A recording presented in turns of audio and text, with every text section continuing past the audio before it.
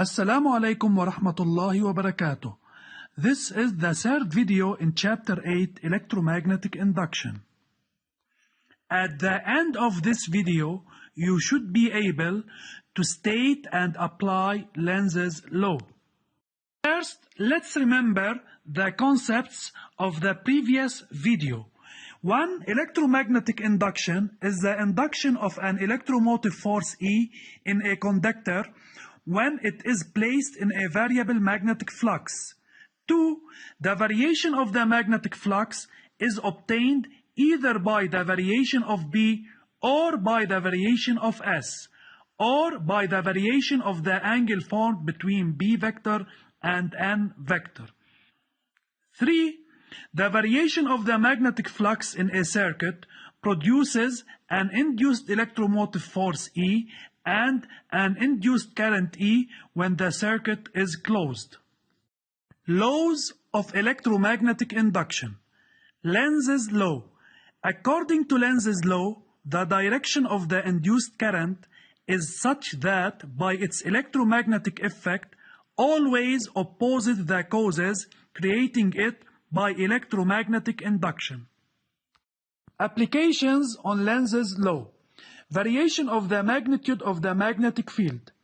In this experiment, we are going to use a coil and a magnet.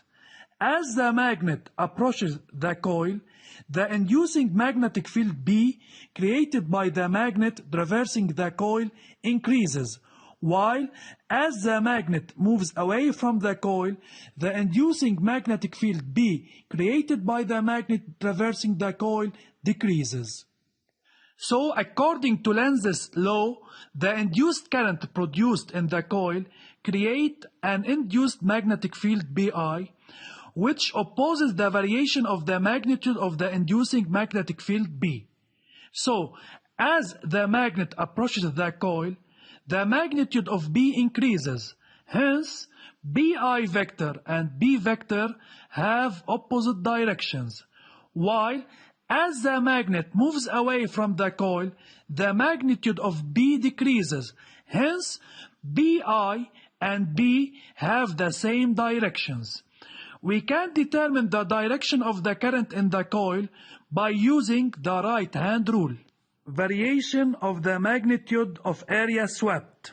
In the case of the variation of S, according to Lenz's law, the electromagnetic force F exerted on the rod always opposes its velocity v, which means that the force F and the velocity v have opposite directions, and the direction of the induced current I in the circuit is determined by the rule of 3 fingers of the right hand, where the fingers represent the directions of I, the intensity of the current, B, the magnetic field, F, the electromagnetic force.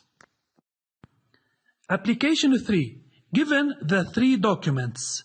Document 1, ABCD conductor is placed in a magnetic field B where its magnitude decreases with time. Document 2, the rod MN moves under the action of a force F on the 2 parallel rails placed in a uniform magnetic field. Document 3, the magnet approaches the solenoid along its axis. Question. Specify, applying Lenz's law, the direction of the induced current in each of the induced circuits given in the adjacent figures. Document 1. The magnitude of the magnetic field decreases with time. Hence, the induced current I traverses the circuit in order to create B induced in the same direction of B inward. Therefore, according to the right-hand rule, the current traverses the coil in the counterclockwise direction. Document 2. The induced current opposes by its electromagnetic effect the cause that produces it. The Laplace force then opposes the direction of the displacement of the rod. Then, according to the right-hand rule, the induced current passes through the rod from point N to point M. Document 3. In order to oppose by repulsion the approach of the n-pole of the magnet according to Lenz's law, A is the north face, B is the south face. The induced magnetic field BI is directed from B to A opposite to B. Therefore, according to the right-hand rule, the induced current circulates from A to B through the solenoid. Summary. 1. According to Lenz's law, the induced magnetic field BI opposes the variation of the inducing magnetic field B. 2. When the inducing magnetic field B increases in magnitude, the induced magnetic field BI and B have an opposite direction. 3. When the inducing magnetic field B decreases in magnitude, the induced magnetic field BI and B have the same direction. 4.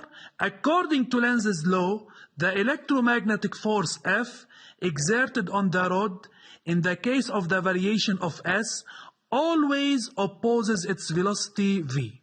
This is the end of the third part. Study it well and thank you for your attention.